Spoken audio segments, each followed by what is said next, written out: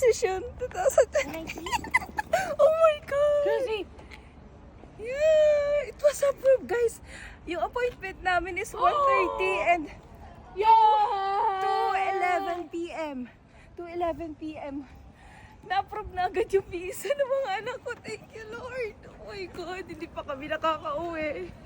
Thank you. Hey, mag-isa kayo sa Finland.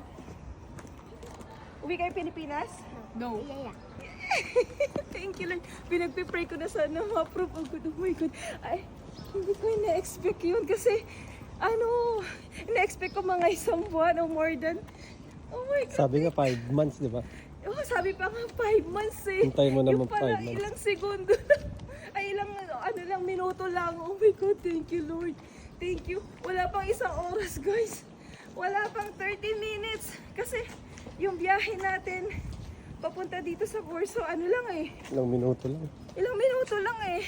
Kakaalis lang natin ng bakery. Oh my God. Thank you, Lord. Thank you, Daddy. Sabi niya.